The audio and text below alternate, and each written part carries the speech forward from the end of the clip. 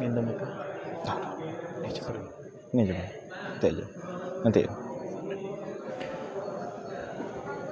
أعوذ بالله السميع العليم من الشيطان الرجيم بسم الله الرحمن الرحيم السلام عليكم ورحمة الله وبركاته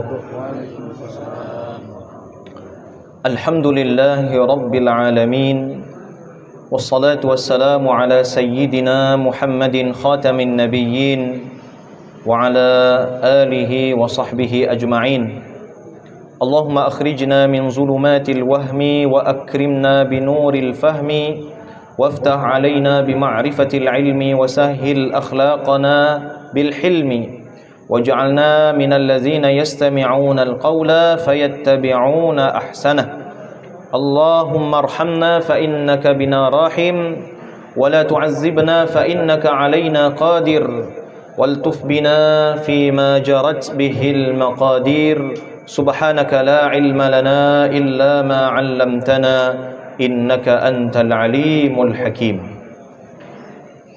Yang kami hormati, ada Ustadz Dedi sebagai koordinator daripada Safari Subuh Sabtu S3, dan kepada seluruh jajaran pengurusan, penasehat, dan seluruh jamaah bapak-bapak, ibu-ibu yang setia mengikuti kegiatan-kegiatan daripada S3, baik kegiatan di saat subuh, begitu juga di malam hari seperti ini, dan kepada para guru kami, para asatiz yang tentu di belakang kami ini ada foto-fotonya.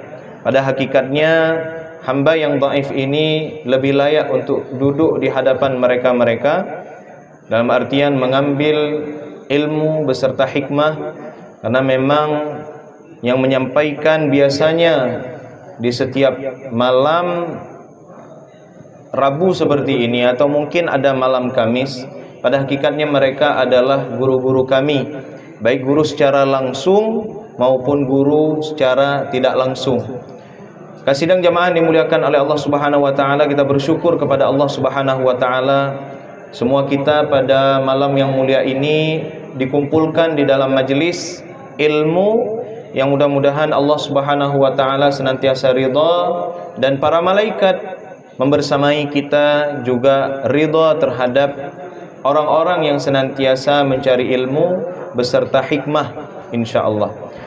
Kemudian salawat berantingkan salam, mari sama-sama kita sanjung sajikan kepada baginda Nabi besar Muhammad sallallahu alaihi wasallam, suluh cahaya pelita bagi seluruh alam semesta, yang mana kita berpegang teguh dengan sunnahnya baginda Rasul sallallahu alaihi wasallam, dan semoga kita diberikan kemampuan oleh Allah Subhanahu wa taala, kemudahan, kelancaran untuk dapat menghiasi diri kita, menghiasi kehidupan kita dengan ajaran, petuah, nasihat daripada baginda Nabi Muhammad sallallahu alaihi wasallam. Allahumma salli wa sallim wa barik ala sayyidina Muhammad wa ala ali sayyidina Muhammad. Ma'asyiral muslimin, bapak-bapak, ibu-ibu, para asatiz yang hadir di kajian kita pada malam yang mulia ini, begitu juga saudara-saudari kami yang turut berhadir menyaksikan tayangan live streaming. Mudah-mudahan kita semuanya diberkahi oleh Allah Subhanahu wa taala ilmu kita, umur kita, hingga kita nantinya akan mempertanggungjawabkan kesempatan hidup yang Allah berikan kepada kita tentang jasmani kita yang telah diamanahkan, ilmu yang telah Allah anugerahkan, begitu pula umur, kesempatan hidup yang Allah berikan kepada setiap kita. Dan mudah-mudahan ketika hari di mana kita diinterogasi oleh Allah Subhanahu wa taala, la tazulu qadama 'abdin yaumal qiyamah, pada hari itu setiap kita tidak akan berpindah dari tempat kita berpijak di hari kiamat itu, hatta yus'al, sampai kita akan ditanya, diinterogasi oleh Allah Subhanahu wa taala an umrihi fima afnah, terkait umur, kesempatan hidup yang itu diberikan oleh Allah kemana dihabiskan. Kemudian wa an ilmihi fima fa'al, dan terkait ilmu yang Allah berikan, yang Allah anugerahkan, yang Allah karuniakan kepada setiap kita. Apakah kita beramal dengan ilmu itu? Apakah kita mau minimal menuntut ilmu? Dan apakah ilmu yang Allah berikan kepada kita itu kita salurkan, kita ajarkan kepada orang lain? Dan ini mudah-mudahan kita yang berada di sini dapat mempertanggungjawabkan ilmu yang Allah berikan kepada kita, insya-Allah, dalam bentuk amalan dan juga dalam bentuk ta'lim, mengajarkan kepada orang lain, terutama tadi disebut kepada anak-anak muda, orang-orang tua yang Allah titipkan ilmunya. Mari kita juga mengingatkan anak-anak muda sebagai generasi yang akan memegang tongkat estafet kehidupan atau tongkat estafet suatu bangsa, suatu umat. Dan dalam hal ini syiar kita adalah berkhidmah untuk umat. Maka mudah-mudahan anak-anak muda itu dapat meneruskan perjuangan daripada ayah-ayahandanya, insya-Allah. Nah, kemudian bagaimana harta, dari mana dia peroleh dan kemana ia salurkan juga akan diinterogasi oleh Allah sampai seluruh anggota badan, baik anggota yang zahir maupun yang batin, apakah ada digerakkan, terutama hati saat ini yang Allah berikan kepada setiap kita. Apakah hati itu getarannya adalah getaran ridha atau getaran taat, atau justru adalah getaran untuk kemaksiatan? Na'udzubillahi min dzalik. Ma'asyiral muslimin wal muslimat, jamaah yang dimuliakan oleh Allah Subhanahu wa taala. Pada malam yang mulia ini kami tidak akan memperpanjang mukaddimah, karena kita akan hadir membersamai sebuah kitab, yang mana kitab ini halamannya dari cover depan sampai cover belakang hanya 65 halaman. Sangat tipis, sangat ringan, yaitu sebuah kitab berjudul As-Siyam, tentang puasa, adabuhu wa matalibuhu wa fawaiduhu wa fadailuh, yaitu kitab tentang puasa, berbicara atau membahas tentang adab-adab berpuasa, bagaimana tuntutan-tuntutan di dalam puasa, faedah, kegunaan, manfaat daripada puasa, dan juga fadilah, yaitu keutamaan daripada ibadah puasa tersebut, yang telah disusun, dituliskan oleh seorang ulama yang beliau berasal dari Halab, Suriah, yaitu Aleppo di negeri Syam. Beliau lahir sekitar tahun 30-an seingat kami, dan wafat sekitar 20-an tahun yang lalu. Jadi 1932 seingat kami beliau lahir, dan beliau wafat kira-kira 20 tahun yang lalu. Siapa nama beliau? Al-Imam Al-Allamah Al-Mufassiru Al-Muhaddithu Al-Syeikh Abdullah Sirajuddin Al-Husaini. Beliau ulama dari negeri Syam, negeri Suriah, dari Halab, sebuah kota yang kalau hari ini kita kenal atau kita dengar dengan nama Aleppo. Bernama beliau Abdullah Sirajuddin Al-Husaini. Sidang jamaah yang dimuliakan oleh Allah Subhanahu wa taala. Mari kita melihat pembahasan pertama yang dibahas di dalam kitab As-Siyam ini. Memang ada beberapa persoalan yang Syekh Allamah kita tuliskan di dalam kitab beliau yang mulia ini. Di antaranya ada pembahasan tentang masyru'iyatus siyam, bagaimana puasa itu disyariatkan. Sejak kapan kira-kira puasa itu disyariatkan? Apakah sejak zaman Nabi Muhammad sahaja, umat terdahulu belum pernah disyariatkan, atau justru umat-umat terdahulu sudah pernah disyariatkan oleh Allah Subhanahu wa taala agar mereka berpuasa? Dan nanti kita akan temukan bagaimana keumuman dalil yang berkaitan dengan pensyariatan puasa. Kemudian membahas pula kitab ini tentang adabus siyam, yaitu adab yang hendaknya setiap hamba Allah, setiap umat baginda Rasulullah sallallahu alaihi wasallam menghiasi dirinya dengan adab-adab di saat ia berpuasa. Karena adab seperti ini amatlah penting. Layaknya kita melaksanakan salat. Yang biasa kita lakukan adalah ibadah salat. Salat itu tidak hanya persoalan fikih sahaja, dalam artian dia menuntaskan rukun-rukunnya, dia penuhi syarat-syaratnya. Ada syarat sah, ada syarat wajib daripada salat itu sendiri. Tentu harus dihiasi salat itu dengan adab. Di antaranya adab kepada Allah Subhanahu wa taala, dan juga terutama adab kepada sesama jamaah, sesama orang-orang yang menegakkan salat itu sendiri, atau bahkan kepada orang yang mungkin di saat itu tidak ikut berjamaah. Sidang jamaah dimuliakan oleh Allah Subhanahu wa taala, perlunya kita beradab di dalam kita beramal. Melaksanakan umrah, melaksanakan haji, apakah hanya dengan menuntaskan rukun syaratnya saja? Tapi penting juga untuk menghiaskan diri dengan adab. Kemudian pembahasan tentang fawaidus siyam. Faedah daripada siyam itu apa? Kenapa kita berpuasa? Apa ada kegunaan puasa itu? Atau kita puasa karena kenapa? Ya orang lain puasa, kita puasa, sementara kita tidak dapat sama sekali faedah kegunaan atau manfaatnya.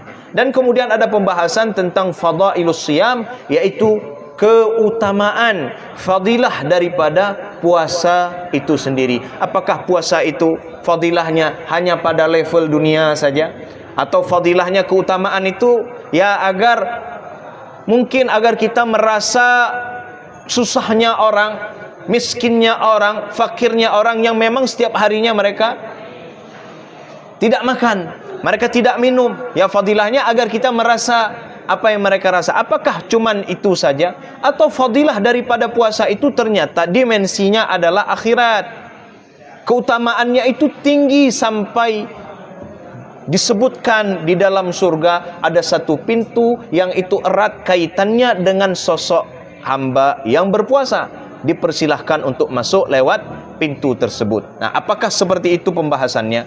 Apakah juga nanti bulan Ramadan itu juga memiliki keutamaan? Atau bulan Ramadan itu sama saja dengan bulan-bulan yang lain? Bulan Muharram, bulan Rajab, bulan Zulqi'dah, Zulhijjah, sama? Atau justru bulan Ramadan itu ada keistimewaan dan perbedaannya? Tentu banyak sekali, sampai nanti pembahasan tentang fadilah Lailatul Qadar, pembahasan tentang salat tarawih, kita insya-Allah akan upayakan menyampaikan apa yang kita mampu, insya-Allah. Tidak perlu kita paksa diri kita untuk bisa menghabiskan materi ini. Namun mari jamaah yang dimuliakan oleh Allah Subhanahu wa taala, kita hadirkan hati kita, karena saat ini kita memulai suatu majelis yang disebut dengan majelis ilmu. Dan majelis ilmu perlu kita ketahui bahwasanya baginda Rasulullah sallallahu alaihi wasallam ketika beliau masuk ke Masjid Nabawi, suatu ketika Rasulullah masuk ke lewat pintu Masjid Nabawi, beliau temukan sallallahu alaihi wasallam ada majelis sebelah kanan, ada majelis sebelah kiri. Yang majelis kanan itu adalah majelis ilmu. Para sahabat fulan dengan fulan itu saling sharing ilmu, saling mengkaji ilmu, saling berdiskusi, saling mengasah pengetahuan dan keilmuan mereka, saling mengajar dan belajar. Dan juga ada majelis sebelah kiri, majelis zikir. Orang-orang yang ada di majelis zikir itu mereka asik berzikir kepada Allah.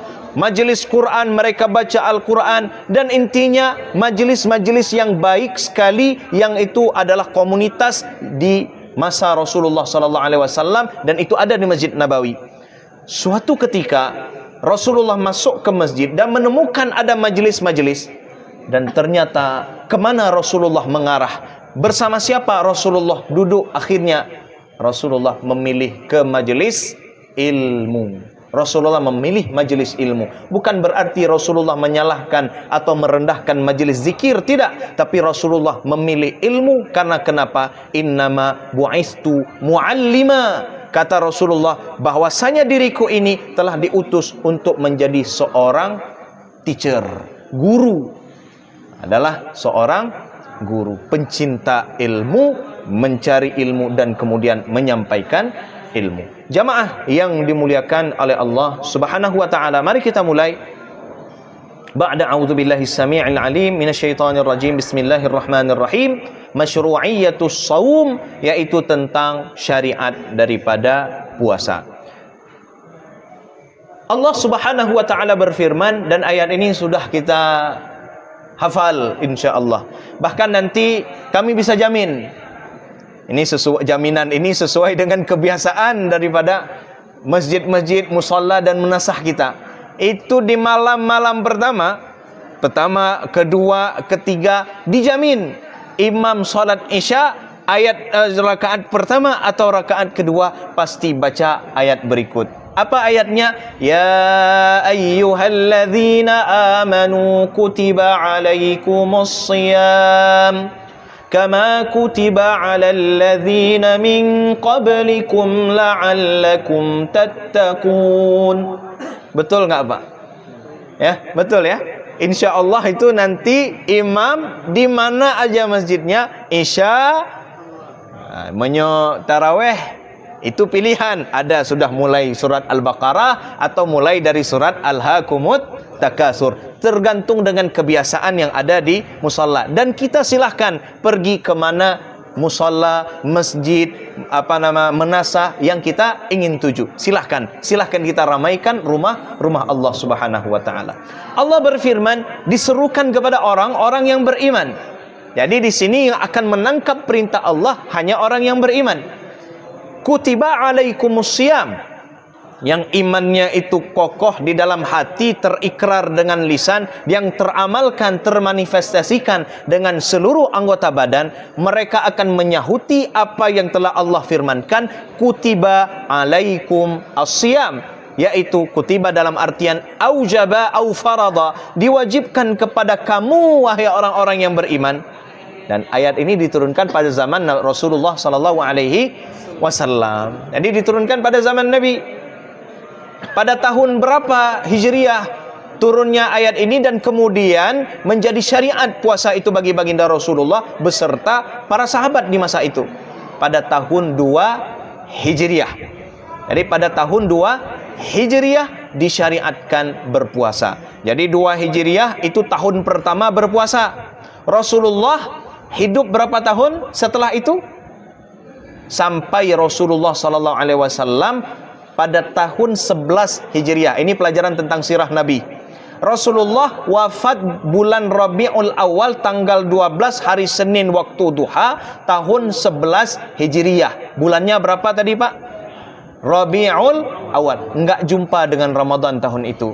Berarti Ramadan terakhir Rasulullah berpuasa, melakukan siam dan qiyam adalah pada tahun 10, 9, 8, 7, 6, 5, 4, 3, 2. 9 kali Ramadan Rasulullah berpuasa. 9 kali Ramadan. Dan uniknya di dalam kitab-kitab fikih disebutkan Rasulullah sallallahu alaihi wasallam berpuasa 29 hari selama 8 kali Ramadan. Jadi 29. Nah, ini kenapa mengisyaratkan ini nanti kalaupun berbeda biasa. Rasulullah 29 hari Ramadan, hari di bulan Ramadan itu selama 8 kali Ramadan dan 1 kali 30 hari. Ya. 1 kali Ramadan dalam 9 kali Rasulullah berpuasa, 1 kali yang Ramadannya full 30 genap. Lain daripada itu 8 kali adalah ganjil 29. Maka Rasulullah sallallahu alaihi wasallam beserta orang-orang yang beriman saat itu diperintahkan untuk berpuasa. Apa itu puasa? Al-imsak. Secara bahasa adalah menahan. Kalau secara makna yang berkaitan dengan puasa itu sendiri, yang menahan segala sesuatu anil muftirat, yang disebut dengan hal-hal yang membatalkan ibadah puasa itu sendiri, seperti minum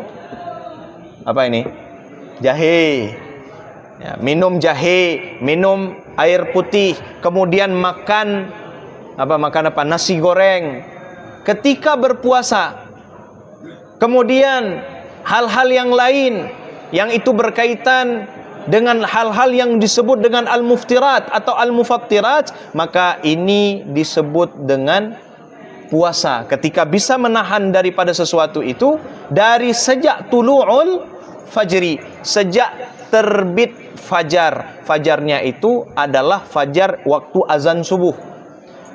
Jadi dipahami saat dari definisi ini, saat azan subuh, Allahu Akbar, Allahu Akbar. Ketika sudah masuk azan subuh, waktu subuh, tidak lagi boleh makan. Bisa dipahami, Pak? Oh, nanti ada yang mengatakan, di dalam sebuah riwayat, kalau azan kemudian masih ngunyah, lanjut kunyah, kemudian silahkan telan, jangan dibuang. Itu dipahami adalah saat fajar kazib, yang kalau kita sekitar 20 menit, 15 menit sebelum azan subuh itu sendiri. Kalau kita waktu sudah surune, karena ada surune, kalau mungkin di daerah Jawa sesuai dengan kearifannya, mungkin ada beduk dan lain sebagainya, maka itu yang disebut dengan munabbih atau tanbih, pengingat, yang kalau kita sebutnya imsak. Padahal imsak itu bukan sejak surunai itu berbunyi. Kalau kita di Banda Aceh surunai lah. Ketika ada masjid-masjid atau misalnya radio Baitur Rahman atau radio-radio swasta negeri yang lain menyiarkan suara surunai itu, maka bukanlah saat itu dimulai puasa, melainkan saat azan subuh. Maka setelah itu masih boleh sikat gigi atau mau tuntaskan makanan belum habis, silakan dihabiskan. Kalau masih ada minum, silakan minum. Ada obat mungkin, ya, suplemen silakan minum. Ketika azan subuh berkumandang, nah disinilah kita sudah sejak 2 menit misalnya sebelumnya itu sudah bisa stop. Jangan sampai azan subuh kita masih ada sesuatu di dalam mulut kita.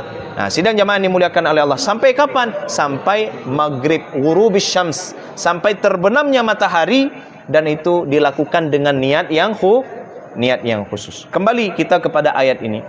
Kama kutiba 'alal ladzina min qablikum, bahwasanya puasa ini telah disyariatkan bagi umat-umat terdahulu.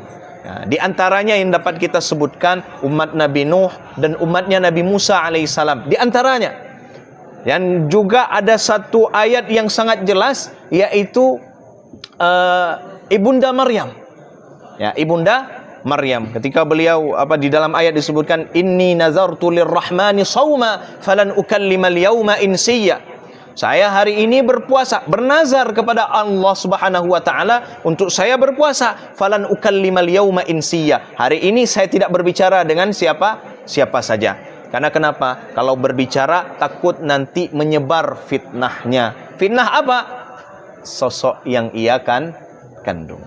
Ya, itu jadi permasalahan. Maka puasa ternyata dapat menjaga Ibunda Maryam daripada fitnah. Begitu juga puasa itu akan berfaedah bagi kita juga terhindar daripada fitnah dunia. Nah, di zaman Nabi Nuh alaihissalam misalnya, jadi kaum Nabi Nuh itu berpuasa. Di dalam sejarah disebutkan, ini kami temukan di dalam tafsir-tafsir, bahwasanya Nabi Nuh alaihissalam ketika banjir bandang itu terjadi. Jadi banjir bandang itu seingat kami bermula sejak bulan Rajab. Bulan Rajab. Jadi banjir bandang ketika Nabi Nuh sudah diperintahkan untuk membuat bahtera yang besar. Yang kemudian nanti kaumnya Nabi Nuh itu diminta untuk naik ke atas. Ternyata yang beriman, yang kufur. Banyak yang tidak ikut. Termasuk siapa? Anaknya, istrinya. Ikut atau tidak ikut? Menurut kisah, istrinya juga tidak ikut. Nah, anak, yaitu Kanaan. Nabi Nuh alaihissalam masih punya anak-anak yang lain, Sam, Ham, Yafes. Itu adalah bapaknya peradaban.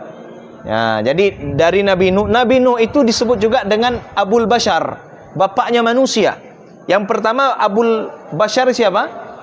Nabi Adam alaihissalam. Tapi di zaman Nabi Nuh, manusia semuanya habis, semuanya binasa kecuali yang ada di atas bahtera, di atas kapal. Itulah awal peradaban manusia fase kedua. Nah, mari kita lihat bahwasanya Nabi Nuh alaihissalam ketika banjir bandang itu mulai terjadi, hujan terus menerus. Ya, kalau kita saat ini kita merefleksi diri kita dengan musibah yang baru saja menimpa kita, menimpa saudara kita, karena menimpa saudara kita itu tentunya menimpa kita. Kita pun merasa terimbas daripada musibah itu sendiri, baik secara langsung maupun tidak langsung. Dan kemudian muncul gerakan-gerakan kebaikan ya, untuk bisa berbagi dengan saudara kita yang kena musibah secara langsung. Nah, hujan yang tak kunjung berhenti hingga air itu benar-benar meluap, dan sampai ketinggian air itu menenggelamkan gunung-gunung yang ada di sekitar atau di dunia saat itulah kita katakan. Maka seorang anak daripada Nabi Nuh mengatakan ketika diperintahkan oleh ayahandanya, "Ya bunayyarkam ma'ana," wahai ananda, ayo naik ke atas bahtera ayahanda supaya kita selamat. Tapi kata anak itu apa? "Sa'awi ila jabalin ya'simuni minal ma'." Ayahanda, secara logika tidak ada yang namanya banjir menenggelamkan gunung atau gunung yang tenggelam ya karena banjir. Enggak ada. Ayo, mana ceritanya? Mana ada cerita gunung tenggelam? Yang ada gunung meletus. Ya, kalau ada syair di tetangga kita di Medan atau di sekitarnya itu, kalau meletus gunung Sibaya. Kalau meletus gunung Sibaya, karena nggak ada ceritanya gunung tenggelam. Kalau gunung meletus banyak. Gunung meletus banyak. Nah, dulu juga pernah ada ini juga dalam sejarah yang itu erat kaitannya dengan kaum Kristiani. Jadi ada sebuah kota kalau hari ini Napoli hari ini. Ya, mungkin kalau Bapak ibu-ibu yang ada update bola itu ya di Liga Italia itu ada Napoli. Ya, kami pun nggak tahu di mana Napoli itu. Ya, ada Napoli, ada Milano, ada Roma, kan begitu ya. Torino dan lain-lain sebagainya. Ini ada sebuah kota Naples atau Napoli. Itu kira-kira kalau kita lihat di maps itu kira-kira jaraknya 5 jam lah dari Roma. Ya, kalau kita 5 jam kemana tuh? Ke Biru Semawe lah. Nah, ada sebuah kota namanya Pompei saat itu. Dulu ada namanya kota Pompei. Ini kota Pompei. Kota Pompei ada sebuah puncak gunung yang dia tidak begitu aktif. Ya, pasif aktif lah begitu ya. Tapi lebih sering tidak ada gerakannya lah daripada gunung itu. Gunung itu disebut dengan puncak Vesuvius namanya. Mungkin ada yang mencoba melihat sejarah itu. Vesuvius itu sebuah gunung Vesuvius yang tadi kita katakan tidak aktif, pasif, dan itu berada di sebuah kota Pompei. Saat itu peradaban manusia itu gemilang sekali di kota Pompei, sampai menjadi destinasi wisata dari manusia seantero bumi. Kapan itu terjadinya atau kejadian itu terjadi berpuluh tahun atau kira-kiranya 100-200 tahun sebelum Nabi Isa lahir. Sebelum Nabi Isa lahir terjadi sebuah kejadian. Karena di kota Pompei itu orang-orang sudah mulai menjadi destinasi wisata ke sana, hingga orang-orang itu datang dan kemudian melakukan pelanggaran. Karena ajaran kitab-kitab Samawi terdahulu itu diantaranya tidak boleh berzina. Dan kalaupun menikah sama suka, maka itu laki dengan perempuan. Nggak bisa laki dengan laki, perempuan dengan perempuan. Macam LGBTQ+ hari ini. Ya, sudah Q+ tuh. Ya, itu kepanjangannya tolong dilihat saja di AI. Buka aja, coba lihat itu. Nah, kaum pelangi ya itu. Jadi dulu pelanggaran itu terjadi. Dilakukan ya itu tadi, pelanggaran oleh kaum pelangi. Dan kaum pelangi itu sudah pernah terjadi di masa Nabi Lut. Nabi Lut itu masih keponaan daripada Nabi Ibrahim, sezaman dengan Nabi Ibrahim alaihissalam dan Nabi Ismail alaihissalam. Kemudian apa yang terjadi? Vesuvius tiba-tiba aktif karena pelanggaran saat itu sudah luar biasa. Bahkan orang-orang yang dari Vatikan, agamawan yang ada di Vatikan itu, kalau hari ini Vatikan begitu ya, mereka pergi ke sana untuk berdakwah. Jangan sampai melakukan pelanggaran seperti ini. Dan ternyata apa yang terjadi? Vesuvius itu meletus. Vesuvius meletus kemudian menghabisi orang-orang yang ada di sekitarnya. Kota Pompei hari itu, malam itu habis rata dengan debu-debu magma atau lava daripada gunung Vesuvius. Nah, ini kembali lagi. Dulu ya, ada gunung meletus. Sampai hari ini masih juga ada gunung-gunung meletus. Gunung Krakatau sekitar ya 100 tahun yang lalu lah. Tapi kalau gunung tenggelam nggak ada. Maka secara logika daripada Kanaan nggak mungkin. Akhirnya apa? Ternyata gunung-gunung pun dihabisi sama banjir tersebut. Bulan Rajab mulai banjir. Rajab, Sya'ban, Ramadan belum ada syariat puasa saat itu di bulan Ramadan. Bulan Ramadan saat itu masih sama seperti bulan-bulan yang lain. Kemudian ada Zulqa'dah. Ya, tadi sampai Syawal dulu. Syawal, kemudian Zulqa'dah, Zulhijjah, bulan haji kita hari ini. Waktu itu sudah ada syariat haji? Belum. Zaman Nabi Nuh. Syariat haji pada zaman Nabi Ibrahim alaihissalam. 6 bulan berada di ya terombang-ambing di atas lautan banjir itu. Ketika tiba mereka di bulan Muharram, di awal bulan Muharram, tepatnya mereka berlabuh pada tanggal 10 Muharram atau mungkin hari-hari sebelumnya di atas sebuah bukit disebut dalam Al-Quran Al-Judi namanya. Bukit Judi, bukan judi apa namanya Roma-Irama, judi, bukan itu. Nah, itu kalau judi itu maisir dalam Al-Quran disebutkan. Ya, maisir itu perjudian. Kalau hari ini mohon maaf, mudah-mudahan Allah berikan petunjuk, berikan taufik, berikan hidayah. Ya, ada judi-judi offline atau judi online. Semoga Allah berikan hidayah. Kita bagian daripada orang-orang yang mendoakan, orang-orang yang mengajak kepada kebaikan. Nah, maka saat itu Nabi Nuh alaihissalam bersyukur kepada Allah dan kemudian melaksanakan puasa pada hari 10 Muharram. Apakah nama puasa itu? 10 Muharram. Apa nama puasanya? Asyura.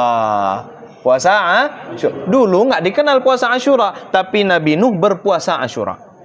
Kemudian Nabi Musa alaihissalam, singkat cerita, terbelah laut itu, dikejar oleh bala tentara Fir'aun, dan ketika sudah menyeberang dan bala tentara Fir'aun dihabisi oleh laut, karena laut itu terbelah kemudian menyatu kembali, dan Nabi Musa alaihissalam berhasil ke seberang sana bersama pengikutnya Nabi Musa alaihissalam. Maka Nabi Musa juga berpuasa. Kapan puasanya? 10 Muharram. Kalau keterangan Nabi Musa alaihissalam yang berpuasa di 10 Muharram, memang itu keterangannya ada sejak zaman Rasulullah di kota Madinah bersama para sahabat di Madinah yang juga mereka hidup dengan orang-orang Yahudi. Ditanya kepada orang Yahudi, kamu puasa apa hari ini? Oh, saya puasa hari ini 10 Muharram, kata orang Yahudi. Ini di dalam dialog lah begitu.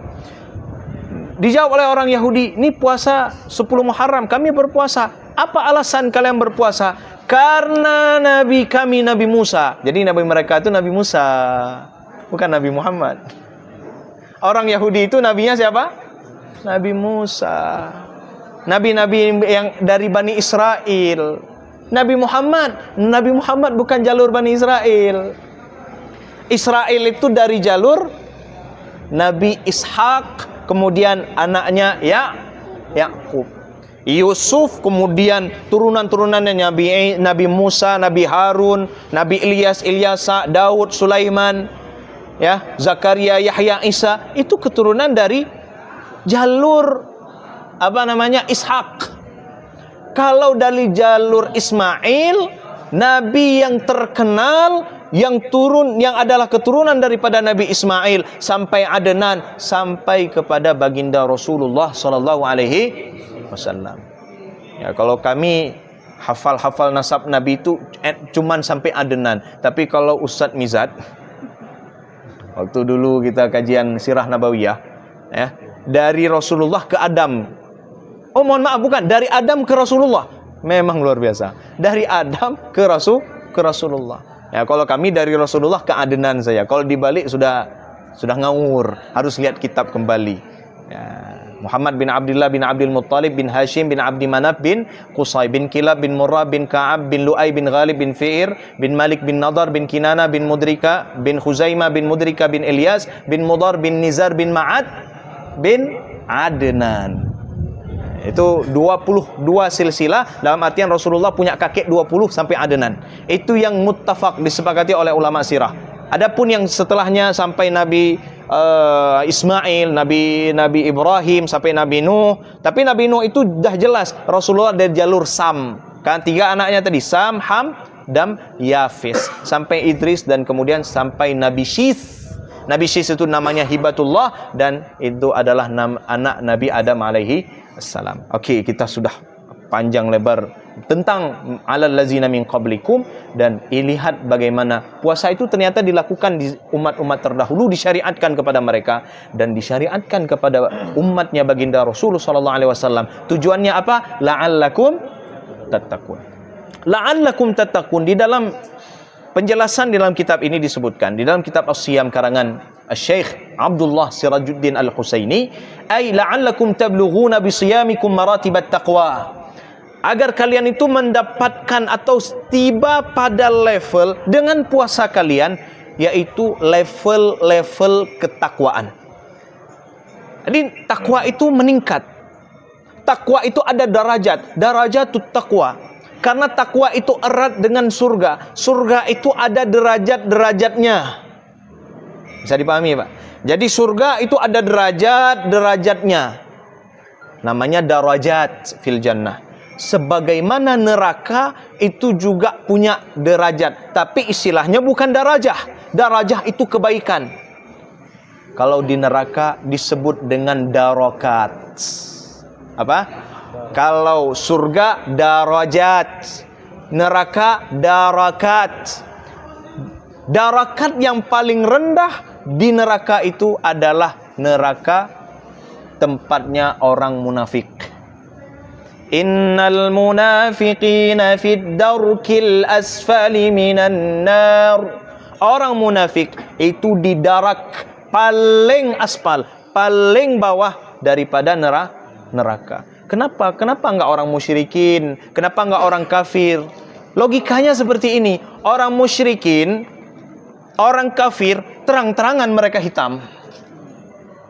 Bukan maksudnya nih pakai baju hitam, bukan. Yang baju hitam banyak, semua ini baju hitam. Bukan ini maksudnya. Jelas-jelas buruk, kan begitu. Jelas-jelas kekufurannya. Jadi bukan titik hitam lagi. Memang satu hati hitam semua. Busuk semua. Kalau itu kufur. Kalau itu musyrik. Kalau muslim benar-benar bersih. Tapi munafik di depan, gitu kan? Bukan abu-abu. Kalau abu-abu jelas warnanya. Oh, masuk abu-abu ya itu. Ya, terserah mau terjemahkan bagaimana. Kalau abu-abu masih jelas warnanya, kan begitu. Tapi ini di depan putih, di belakang hitam. Putihnya di depan, putih sekali. Solehnya kalah orang-orang soleh yang lain. Di belakangnya. Dan nifak yang paling tinggi adalah nifak dalam akidah. Kalau nifak di luar akidah, maksudnya dalam muamalah kita, ya kalau ini hadir majelis, tapi di belakang sana dikatainnya kita. Nah, jadi kalau di depan kita dia baik, tapi di belakang kita jadi korban. Nah, ini nifak dalam muamalat. Kalau nifak dalam tauhid, dalam ibadat, itu dia yang dia munafikkan itu langsung kepada Allah Subhanahu wa taala. Ini nifak fidarkil asfali minan nar, langsung di keraan neraka. Nah, kembali lagi. Maratibut at-taqwa allati tantawi fiha al-wiqayat al-mani'ah. Yang mana ketakwaan ini akan menghasilkan wiqayat, yaitu wiqayah ini pencegahan-pencegahan. Dengan takwa tercegah kita, terlarang, terhindar kita daripada perkara-perkara, daripada penyakit-penyakit. Sebagai misal, wiqayatul jismi minal amrad. Dengan kita berpuasa, maka tubuh kita akan terhindar, tercegah, terjaga daripada penyakit-penyakit fisik, penyakit badan. Coba nih, bapak-bapak ungkapkan sekarang, orang berpuasa lebih sehat atau lebih sakit? Ini pengakuan. Nah, yang sudah dirasa sekarang. Kalau orang puasa lebih sehat atau lebih sakit? Lebih sehat. Secara ini belum kita masuk kepada faedah manfaat daripada puasa. Di sini la'allakum tattaqun itu kita sudah dapat faedah daripada puasa itu dalam bentuk pencegahan terhadap fisik badan kita daripada penyakit-penyakit. Bukan penyakit 1, 2, 3, banyak penyakit tercegah kalau kita berpuasa. Pertama, wa wiqayatul jawarihi minasyahawat, dan tercegah anggota badan kita daripada syahwat. Syahwat. Orang berpuasa itu bersyahwat atau siang hari makin bersyahwat dia atau makin loyo syahwatnya? Mohon maaf. Karena syahwat dari perut. Kalau udah kenyang apa ya enggak? Ya, kalau sudah kenyang apa yang enggak? Kuat, tekanan darah, sirkulasi darah lancar. Udah minum air kelapa degan ya dibilang ya. Air degan tuh ya. Kelapanya 2 pula. Itu gimana enggak lancar sirkulasi darah? Segar orangnya. Syahwat. Ya, mudah bangkit. Tapi kalau lapar, lesu. Nah, ini contoh nih. Saya tadi makan siang. Siang makan tadi. Pagi enggak ada makan. Nah, makan apa biasa aja, makan sikit-sikit aja gitu. Siang tadi makan. Ini sampai sekarang enggak makan. Kalau dibilang lapar, lapar. Lesu enggak? Lesu. Kalau diajak mungkin main futsal malam ini udah enggak sanggup. Karena kenapa? Lesu. Jadi kita secara fisik itu lemah dan begitu juga syahwat. Enggak sanggup. Mau buat apa? Alah nanti aja, atau enggak sanggup sekarang. Karena kenapa? Syahwatnya akan tercegah gara-gara berpuasa. Oke. Kemudian wa wiqayatul uquli wal afkari minasyubuhat. Pencegahan bukan pada fisik, bukan pada badan tubuh saja, tapi akal, fikiran akan terjaga daripada syubhat.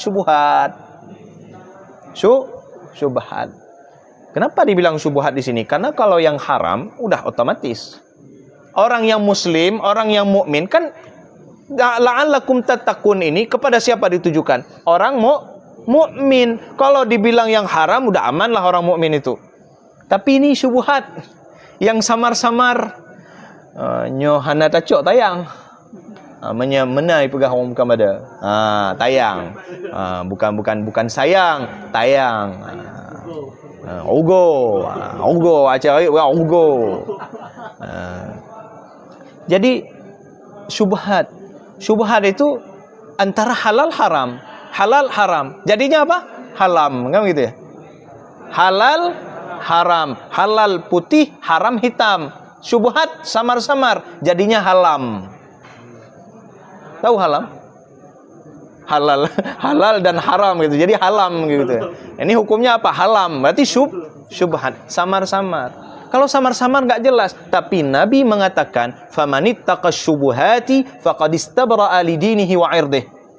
Orang yang bisa jaga diri dari syubhat, maka dia sudah menjaga marwah kehormatan daripada dirinya dan juga agamanya. Jadi syubhat jangan, enggak usah ambil syubhat. Enggak usah. Yang syubhat enggak usah ambil. Kita yang jelas-jelas saja. Kalau haram tinggalkan, yang halal ambil. Bahkan kalau orang yang ini dah masuk ke bab zuhud lah, karena puasa ini juga diajarkan agar kita zuhud. Bahkan orang yang sudah pada level kezuhudan yang tinggi, yang halal pun enggak ambil. Disebut dengan al-fadail atau al-fudul minal halal. Itu udah enggak diambil lagi. Contoh, ini air berapa nih? 1, 2, 3 nih. Halal enggak? Halal. Di hadapan kami udah dihidang tadi. Tapi ada orang ini zuhud, ini contoh. Teman ini insya Allah nanti dinikmati kan begitu. Mas Uji, orang yang merasa cukup, saya untuk malam ini saya cukup 1 aja. Saya ambil 1. Ini yang lainnya halal kan? Enggak diambil. Mungkin dikasih ke sana, dikasih ke sini. Saya udah cukup 1 ini aja.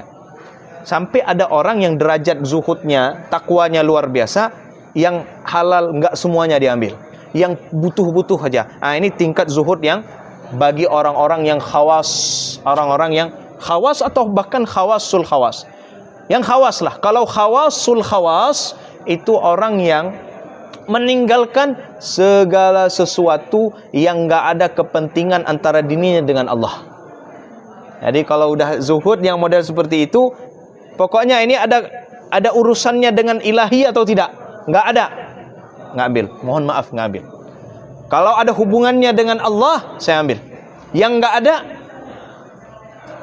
misalnya contoh, ya orang-orang yang mesti, kenapa minum ini? Supaya saya segar bugar, besok saya bekerja. Bekerjanya ya supaya dapat nafkah untuk keluarga, orientasi kepada keluarga tadi. Akhirnya enggak apa-apa lah, saya udah cukup. Karena ini tidak langsung berhubung dengan Allah Subhanahu wa taala. Ini bagian daripada zuhud itu sendiri. Mari kita lanjutkan, wa wiqayatul qulubi minal wasawisi wal aghyar. Dan juga ternyata puasa ini dapat menjadi benteng, menjadi pencegah dari waswasatul qalbi. Hati yang wehwuh, orang Aceh bilang. Wehwuh itu apa? Enggak karuan, enggak tetap. Hati yang enggak bisa berfungsi sebagai generator. Waktu apa generator? Genset. Di engkol, apa engkol namanya? Ditarik itu, enggak hidup. Keluar asap-asap hitam tuh, ditarik lagi, enggak bisa hidup. Itu kenapa? Karena hatinya enggak berfungsi dengan baik. Meskipun tarian ketiga nanti dia hidup lagi. Atau udah hidup nanti terganggu. Tiba-tiba udah krok, tiba-tiba mati sendiri. Nanti tarik lagi, hidup lagi. Itu ibarat generator yang enggak berfungsi dengan baik. Jangan sampai hati kita yang model seperti itu. Mari kita ambil bagian daripada, mesti lanjut nih Ustaz. Jam 11 insyaallah. Karena Ustaz Weli katanya seleranya sampai jam 11 ya. Kalau nanti jamaahnya 1-2 orang udah berangkat, kita berdua aja yang tinggal. Karena memang tadi bilang jam 11 beliau sekali. Nah, coba kita uraikan satu persatu sampai insyaallah ya waktu yang insyaallah waktu dekat. Tidak begitu luas supaya kita jangan lari kemana-mana daripada kajian kita. Mari kita lihat adabus siyam. Adab as-siyam. Maka yang bagi lis-shaimi ayyakuffa lisanahu. Masyaallah. Adab siyam, kitab as-siyam karangan Syekh Abdullah Sirajuddin ini, ulama dari Halab tadi, dari apa? Suriah, ulama Syam. Beliau memulai adab puasa, seorang yang berpuasa harus beradab pertama yakuffa lisanah. Apa itulah yakuf lisanah? Teringat kami hadis Rasulullah sallallahu alaihi wasallam. Kuffa 'alaika hadza, kata baginda Rasul. Atau di riwayat yang lain, amsik lisanak. Apa itu maksudnya? Nih. Fungsikan bibir itu. Coba ini kalau buka mulut namanya mangap. Nah, sekarang kita tutup mulut kita semuanya. Tutup. Apa itu? Ini latihan kita sekarang. Waktu puasa tutup mulut. Tutup mulut itu apa? Ya pertama jangan sampai masuk sesuatu yang membatalkan puasa. Membatalkan puasa secara fikih, secara hukum. Dan juga jangan sampai mulut terbuka, pahala puasa melayang. Gara-gara kenapa? Enggak tutup mulut. Lisan enggak ada tulang. Lidah. Lidah itu kalau ada seorang yang lidahnya dioperasi cabut, enggak ada ganti itu. Enggak ada mucari kita di mana yang bisa mendonorkan lidah tuh. Macam mana tuh kita? Enggak pernah kita dengar orang donasi lidah itu, enggak ada. Kalaupun donasi donor-donor seperti itu kalau donor tabarruk mesti masuklah, masyru' lah, mesti disyariatkan, dalam artian mesti dibolehkan meskipun nanti ada timbang mudarat dan maslahatnya. Tapi kalau udah jual beli nggak ada. Negara kita melarang jual beli organ, termasuk lidah itu tadi, meskipun dia cuma berapa senti itu lidah itu. Tapi lidah nggak ada ganti. Dan kita semuanya alhamdulillah, mohon izin, kita semuanya diberikan lidah oleh Allah. lidah ini, dia nggak ada tulang, tapi dia punya kekuatan. Dan lidah ini bisa mengeluarkan kekuatannya, powernya itu, bahkan sampai orang yang udah di dalam kubur pun kena juga. Paham maksudnya, Pak? Paham maksudnya? Lidah itu, serangannya itu nggak cuma orang hidup aja. Orang yang sudah berada di dalam alam kubur, mungkin lagi tenang-tenangnya di sana, kena juga lidah tuh. Padahal dia, coba kalau kita keluarkan lidah, berapa senti di luar mulut kita tuh? Kebetulan kami nggak berani ini, malu gitu. Nanti ketahuan kadang 5 senti. Ada orang-orang panjang lidahnya. Lidah kita nggak panjang. Tapi lidah kita ada 2 pagarnya. Pertama, ya pagar tuh ada pagar beton, kan? Ada pagar jerjak, kan gitu ya. Nah, jerjak pertamanya itu adalah gigi kita. Alhamdulillah ada gigi, Pak. Alhamdulillah. Atau dulunya pernah punya gigi gitu. Kalau hari ini apa kan? Orang, mohon maaf ini kadang-kadang kami guyon sama kawan-kawan tuh, dia bilang metik atau segala macam itu. Maksudnya dulu kita juga pernah gigi, pernah ada gigi itu. Itu gigi itu tujuannya untuk memagari lidah kita. Ya kalau perlulah, kalau udah keterlaluan lidah kita itu, gigit ujung lidah itu, udah nggak berani lagi berkoar-koar dia. Coba gigit sampai dia bersariawan tuh, diam orang itu. Ya, kita apalagi kalau ada sariawan itu, dia nggak mau ngomong. Sariawan paling menyengsarakan adalah sariawan di lidah tuh. Kayak di lidah itu. Nah, alhamdulillah kami sudah ada obatnya. Mau dikasih tahu obatnya apa? Nah, namanya Kenalog. Nah, ini bocoran sedikit. Karena kebetulan kami bermusuhan sejak kecil dengan sariawan. Jadi dapatlah obat namanya Kenalog, harganya 60-70 ribu, semacam salap seperti itu, taruh, enggak ada pedih, dan alhamdulillah insyaallah cepat. Nah, kembali lagi, ada gigi, ada mulut. Itu 2 pagar tuh. Tapi 2 pagar itu juga lewat juga itu. Jebol. Wasaira jawarihihi 'anil maharimi wal atham, dan menahan seluruh anggota badannya daripada yang haram dan juga yang buruk-buruk. Tahqiqan li ma'na siyam alladhi huwal imsak, untuk mengukuhkan makna tujuan daripada puasa itu adalah menahan diri. Ternyata menahan diri itu menahan lisan juga. Kemudian ada adab yang lain daripada puasa itu. Di antaranya yang lain adalah, mari kita lihat apa yang kita pilih.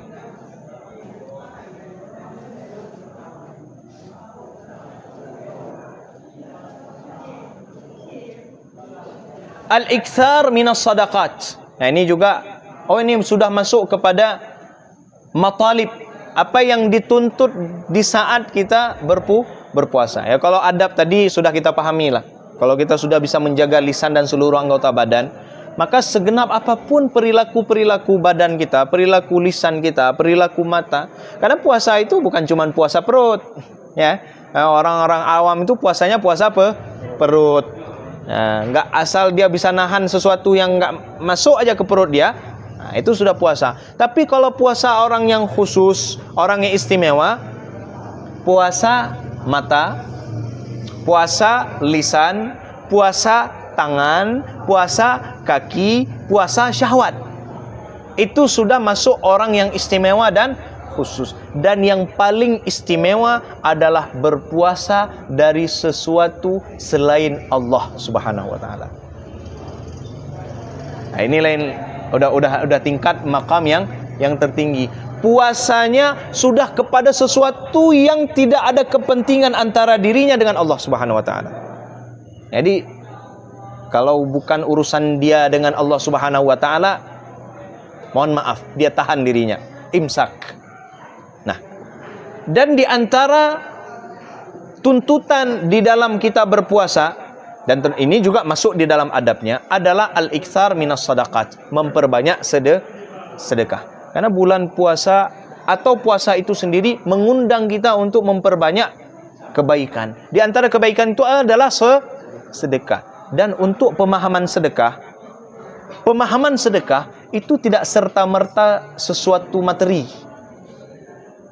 Sedekah tidak mesti materi. Sedekah bisa juga non materi. Apa contohnya? Hadis Nabi sudah menjelaskan. Zikir sedekah. Subhanallah, walhamdulillah, wala ilaha illallah, wallahu akbar. Ada kita amalkan itu dalam 24 jam ini? Ada? Subhanallah, walhamdulillah, wala ilaha illallah, wallahu akbar. Ada nggak kita amalkan dalam 24 jam ini? Kapan? Semalam. Waktu sholat tasbih. Yang bagi yang melakukannya. Ya, itu pun sholat sunat. Yang enggak melakukannya bukan berarti dia itu hilang fadilahnya. Sekarang habis pulangan ini juga bisa sholat sunat tasbih, silakan. Kapan aja boleh. Enggak mesti harus berjamaah di malam nisfu Sya'ban, kapan aja boleh. Setiap hari pun kalau sanggup silakan. Sholat sunat tasbih sendiri. Kalau kebetulan kayak semalam ada dilaksanakan berjamaah. Kalau kami kebetulan semalam membersamai Masjid Al-Jihad Montasi sama Ustaz Naufan di Montasi sana. Dan beliau datangnya dari Montasi ke sini. Ba'da maghrib datang, Isya tadi di Ketapang, ini datang ke sini, Masya Allah. Jiwa muda. Nah, Ustaz Naufan, Masya Allah. Nah, kembali lagi. Dah sampai mana kita tadi? Al-iktsar minas sadaqat, zikir. Menyingkirkan penyakit di jalan, maksudnya duri, batu kerikil, batu besar, ranting yang ada di jalanan, itu juga sedekah. Amar ma'ruf nahi mungkar adalah juga sedekah. Jadi sedekah tidak hanya pada beri makan, beri uang, beri minum, tidak hanya situ saja. Tapi itu juga bernilai sedekah. Sampai kalimah thayyibah, menyampaikan nasihat-nasihat, itu juga adalah nilainya sedekah. Maka di saat kita berpuasa, bahkan ketika di bulan Ramadan itu sendiri, maka beramallah dengan sedekah. Karena kenapa? Di dalam sebuah riwayat Imam At-Tirmizi secara marfu', afdalus sadaqah sadaqatun fi Ramadan. Sebaik-baik sedekah yang tadi kita katakan, sedekah pada skala yang lebih luas, jangkauan amal yang lebih meluas, yaitu adalah sedekah, dan sebaik-baik sedekah dilaksanakan di bulan Ramadan itu sendiri. Kemudian ada tuntutan puasa yang lain, ittikhadu as-suhur. Jadi menyantap makanan sahur. Karena kenapa? Karena itu ada keberkahannya. Fa inna fis suhuri barakah. Sahur atau suhur. Kalau suhur itu perbuatannya. Sahur itu adalah waktunya. Jadi sahur seingat kami adalah waktu. Kalau suhur itu adalah pekerjaan kita saat sahur itu sendiri. Wallahu taala a'lam. Dan karena di dalamnya ada keberkahan. Dan kemudian adab puasa juga diantaranya ta'ajjul bil fitri 'inda tahaqquqil ghurub, yaitu menyegerakan berbuka puasa saat memang sudah buka puasa itu, sudah mulai terbenam matahari. Kemudian al-iftar ala rutab, jadi buka puasa dengan kurma. Ini hadis Nabi. Karena kenapa? Biar nih, kalau kami kebetulan sudah sejak masa-masa kuliah dulu dengan kurma buka puasa. Ya, ada sesekali dengan nasi, dengan bakwan juga ada gitu. Ada. Tapi lebih dengan kurma, karena kenapa? Supaya ketika maghrib itu tidak terkejut perut kita. Ini kalau kita saat buka puasa kita hantam terus apa yang ada. Coba kita uji dalam seminggu pertama kita berpuasa, ya, hari pertama itu dengan kurma. Hari kedua dengan kurma, hari ketiga dengan nasi, ada ayam, ada sambal, ada umameh, pakai sitrup. Kemudian setelah itu udah ada lagi macam-macam buah ini itu. Coba kita lihat hari pertama, hari kedua, hari ketiga, bagaimana kualitas perut kita saat jeda antara maghrib dengan isya. Coba kita uji. Pasti lebih enak waktu kita cuman makan kurma di awal itu, dan kemudian antara maghrib dengan isya makanlah ala-ala kadar, setengah piring nasi misalnya atau semacamnya. Tidak kita paksa perut kita. Kalau kita paksa perut kita, sering kita temukan nanti waktu tarawihnya udah sakit perut, atau efek daripada banyak makan itu ngantuk. Ya, ngantuk. Itu kalau salat tarawih ngantuk-ngantuk. Padahal salat tarawih paling standar kan selesainya jam setengah 10. Tapi jam 9 udah goyang. Udah goyang. Ukuran waktu tasyahud akhir itu udah Assalamualaikum warahmatullah. Belum juga dia masih seperti ini. Jadi jamaah yang di sampingnya itu dicukehnya lututnya, hai bedom gitu, dan sholatnya belum habis. Karena itu tadi, buka puasanya dengan sesuatu yang mungkin berat baginya. Kemudian mulazamah zikir, melazimkan zikir itu bagian daripada adab-adab kita berpuasa. Di antaranya apa? Di sini saat buka puasa itu sendiri misalnya. Jadi ada bacaan, di antaranya apa? Dhahabaz zama'u wa batallatil 'uruqu wa thabatal ajru insyaallah taala. Jadi ini yang sering juga disampaikan waktu buka puasa, baca dhahabaz zama' wa batallatil 'uruq wa thabatal ajru insyaallah. Tapi ada juga Allahumma laka sumtu wa ala rizqika aftartu fataqabbal minni innaka antas samiul alim. Atau juga ada bismillah walhamdulillah Allahumma laka sumtu wa ala rizqika aftartu wa alaika tawakkaltu subhanaka wa bihamdika taqabbal minni innaka antas samiul alim. Itu juga adalah bacaan saat buka puasa. Jadi bacaan buka puasa bukan cuman zahabaz zama, tapi atau bukan sampai mengatakan Allahumma laka sumtu itu adalah keliru. Tidak bisa seperti itu, karena ternyata riwayat banyak. Ya, sampai ada alhamdulillah allazi a'anani fasumtu. Saya bersyukur kepada Allah karena Allah sudah tolong saya, akhirnya saya bisa puasa.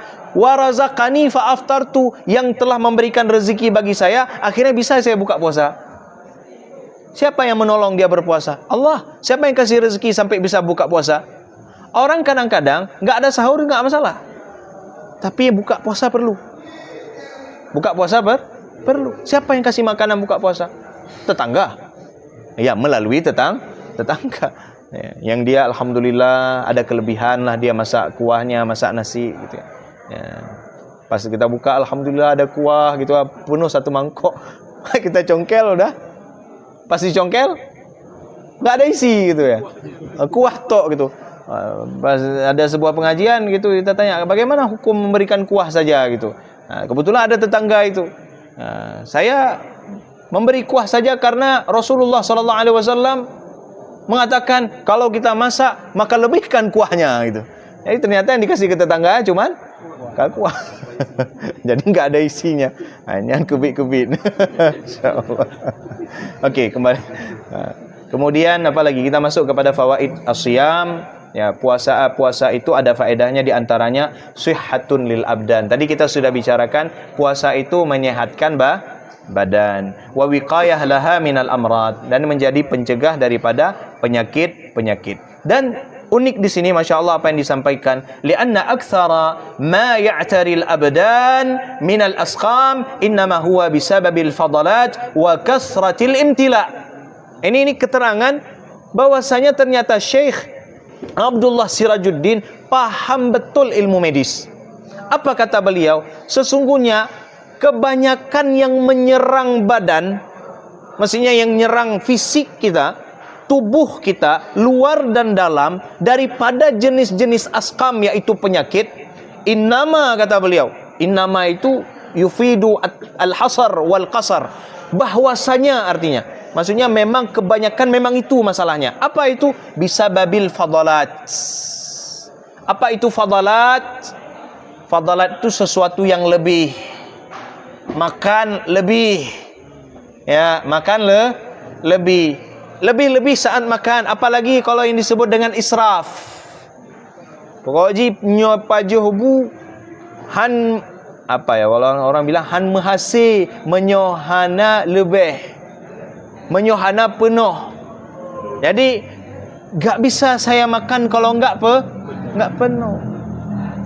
Ya, jadi enggak pas makan kalau enggak lebih, itu menyohan buluhan apa.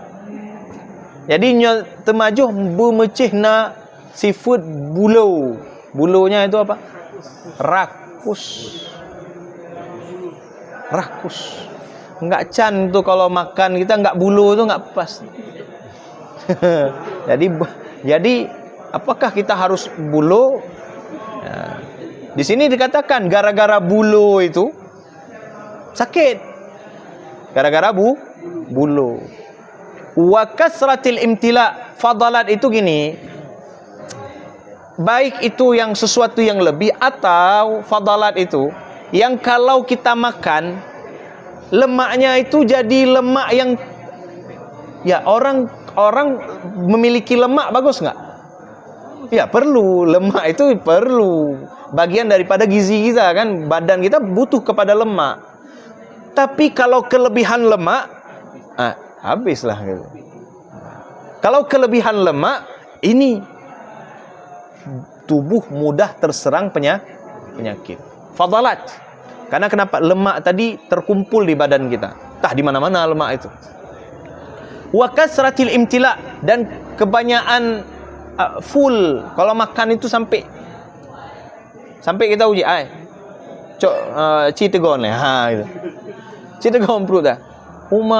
Lagi betul kayak besi kerasnya gitu. Iya. Karena saya makan tadi penuh-penuh.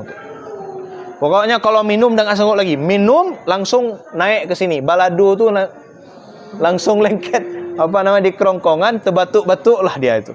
Itu imtila namanya. Maka kata Rasulullah, uzu tagnamu. Berperanglah kamu agar kamu dapat ghanimah. Wasumu tasihhu. Puasalah kamu agar kamu sehat. Wasafiru tastagnu. Berjalan-jalanlah supaya kamu berkecukupan. Jalan-jalan. Tapi pastikan jalan-jalannya itu lillahi ta'ala, supaya dapat fadilah. Kemudian salamatul adhan wa tashihul afkar. Karena orang berpuasa itu ya, dia akan sehat fikirannya. Akalnya itu akan sehat. Orang puasa akalnya sehat. Karena kenapa? Karena kalau orang yang terlalu banyak makan, banyak lupa. Kami ingat, enggak tahu ini ungkapan para ulama atau siapa.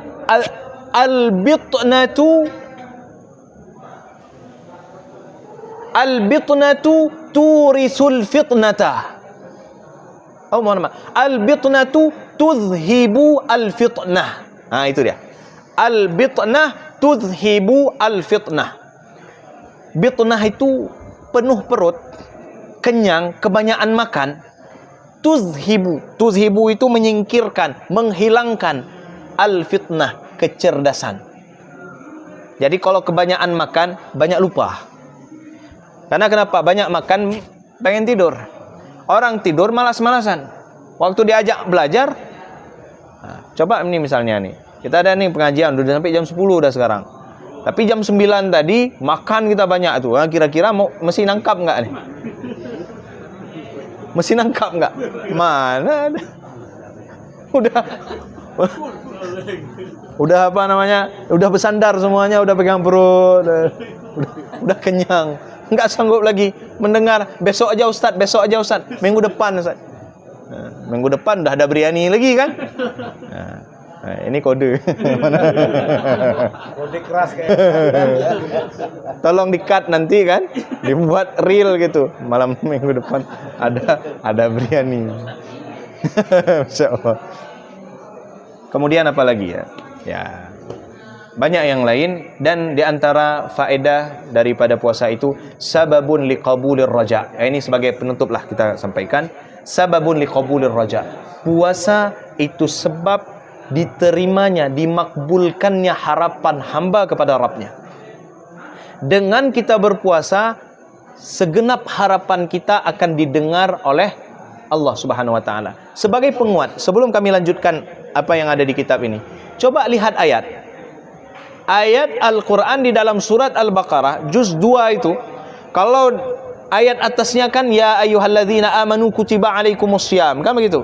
kama kutiba 'alal ladzina min qablikum la'allakum tattaqun ayyaman ma'dudat. Kemudian syahrul ramadhan alladzi unzila fihi al-Qur'anu hudan lin-nasi wa bayyinatin minal huda wal furqan. Sampai ayat setelahnya, wa idza sa'alaka 'ibadi 'anni fa inni qarib ujibu da'watad da'i idza da'an falyastajibu li wal yu'minu bi la'allahum yarshudun. Apa kata Allah? Itu kan ayatnya langsung setelah ayat tentang puasa Ramadan. Apa kata Allah? Wa idza sa'alaka ibadi, wahai Muhammad, kalau dari hambaku ini ada yang sa'alak, bertanya kepada engkau, Allah, ibaratnya gini, di mana Allah? Saya ingin mengadu, saya ingin mengharap kepada Allah. Saya punya munajat dengan Allah Subhanahu wa taala. Ibaratnya ditanya, di manakah Allah? Ini kalau ditanya kepada baginda Rasul sallallahu alaihi wasallam. Ya Rasulullah, wa idza sa'alaka ibadi. Apa lanjutan ayatnya? Fa inni qarib. Sesungguhnya zat Allah itu amatlah dekat. Amatlah dekat. Ujibu da'watad da'i idza da'an.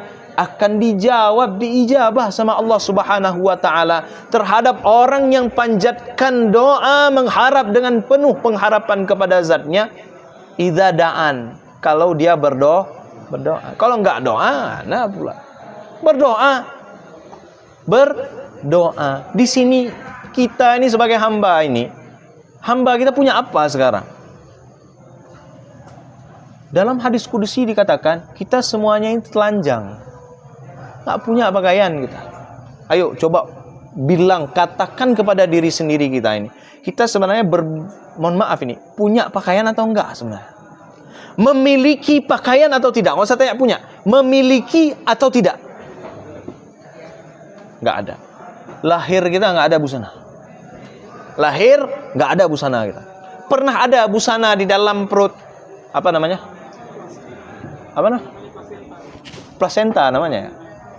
Pecah ketuban, yang dibilang ketuban itu ya, yang apa namanya? Kalau kami kebetulan nggak pernah lihat lah proses kelahiran itu, tapi kalau misalnya anak-anak kambing gitu ya, anak-anak unta gitu di video-video itu, waktu lahirnya ada selaputnya itu cuma pakaian kita, tapi kita harus pecah itu selaput itu supaya kita bisa hidup. Apakah punya pakaian? Nggak ada. Waktu meninggal, ada pakai pakaian sendiri. Kain kafan pun tetangga yang kasih. Nggak ada punya apa-apa. Meninggal yang pakaiin baju kita bukan kita sendiri. Nggak punya pakaian apa-apa. Jadi apalah pakaian kita ini kalau hasil curian? Untuk apa peci cantik-cantik kalau ternyata hasil haram? Nggak usah. Mending nggak usah berpeci lah seperti itu kalau harus berpeci dari yang haram. Sok-sok soleh di depan orang, nggak usah. Itu manifestasi tadi, pengamalan daripada sebuah hadis kudusi yang mengatakan kullukum 'arin illa man kasautuhu fastaksuni aksukum, kata Allah di dalam hadis kudusi. Minta pakaian itu sama Allah. Kita nggak punya pakaian, minta pakaian sama Allah. Kullukum dallun illa man hadaituhu fastahduni ahdikum. Semua kita sesat. Tahu sesat, Pak? Oh, jangan bilang sesat nanti udah lain. Enggak tahu arah. Coba sekarang pulang ke arah mana? Ini kalau yang lupa jalan pulang bahaya juga nih. Enggak, ini kan maksudnya kita lagi refleksi. Sebenarnya kita tahu arah pulang enggak? Oh tahu, rumah saya kan tinggal lihat map aja gitu kalau lupa itu. Maksudnya di mana tempat kita berasal? Ada yang tahu dari mana kita berasal? Kemana kita pulang nanti? Akhirat ya, akhirat surga di mana? Di mana? Arah ke surga itu di mana? Ada yang bisa kasih petunjuk? Satu pun nggak ada. Ini yang disebut dengan dhalun. Kita ini semuanya tersesat dalam artian kita nggak punya arah. Surga nggak tahu di mana jalan sekarang. Mana jalan surga? Ihdinas siratal mustaqim. Betul, siratal mustaqim. Makanya nggak perlu kita cari jalan yang lurus di dunia ini, nggak perlu kita cari. Karena makna siratal mustaqim itu adalah dinul Islam, agama. Asal kita pegang dengan agama, jalan luruslah itu. Nah, ini kembali lagi kita bahwasanya kita nggak punya pakaian, nggak punya apa-apa. Maka kita berharap kepada Allah, jangan sampai sombong kita nggak masuk kategori ad-da'i idza da'an. Dan setelah kita berdoa, falyastajibu li wal yu'minu bi. Minta ijabah kepada Allah. Jadi setelah doa jangan, ya Allah kalau kasih, kasihlah. Kalau nggak kasih juga nggak apa-apa. Jangan. Istajibu. Minta. Ya Allah taqabbal. Ya Allah ya Rabbi taqabbal. Ya Allah taqabbal. Wal yu'minu bi. Harus doa pengharapan diimbangi dengan iman. La'allahum yarsyudun. Semoga dapat petunjuk. Maka kata Rasulullah sallallahu alaihi wasallam, salasu haqqin 'ala Allah la yaruddu lahum da'wah. Jadi ada hak daripada Allah Subhanahu wa taala, dalam artian memang Allah Subhanahu wa taala tidak mungkin akan menolak doa-doa orang-orang berikut. Siapa? Yang pertama, as-shaim hatta yuftir, seorang yang berpuasa sampai dia berbuka. Di sini berarti syariatnya apa? Saat berpuasa banyak-banyaklah doa. Selain juga di tengah malam, di awal sahur atau silakan. Wal mazlum hatta yantasir, seorang yang terzalimi. Kita terzalimi enggak nih? Terzalimi enggak kita nih? Sama siapa? Siapa zalimnya? Kalau kita terzalimi, kalau kita berdoa sampai kita selamat daripada kezaliman itu, diijabah sama Allah. Wal musafir hatta yarji, dan semua kita adalah musafir sampai kita berpulang. Berarti maknanya apa? Sampai kita berpulang kepada Allah. Selama iman ada di dalam dada, doa yang kita panjatkan insyaallah diijabah oleh Allah Subhanahu wa taala. Itulah menjadi kajian kita. Jadi jam 11 ya. Terima kasih Ya. Wallahu ta'ala a'lamu bis-shawab. Ya, selanjutnya mungkin walaupun sudah jam 10.20, kalau ada pertanyaan mungkin dalam 1-2 orang boleh kan? Jangan dibatasi soalnya aja. Kalau 2 orang, 1 orang 3 soal. Ya. Oke, silakan ada, kalau ada silakan. Dibatasi Ya. 1-2 soal maksudnya. Assalamualaikum warahmatullahi Waalaikumsalam warahmatullahi wabarakatuh. Wassalamualaikum tentang puasa. Sunat. puasa sunat. Jadi secara pribadi saya melakukan itu karena kebiasaan. Karena kebiasaan, bukan sekarang, sejak dulu. Alhamdulillah, alhamdulillah. Senin Kamis sunat atau seperti itu. Alhamdulillahirabbil alamin. Bulan Syawal ini lupa aja, bukan Senin Kamis saja. Gitu. Alhamdulillah. Ya, gitu ya. Nah, kalau ditanya sama orang gitu, di warung kopi itu, ngopi saya lagi sahur gitu, apakah itu sombong nggak? Baik. Baik, ada lain? Ada lagi? Ya.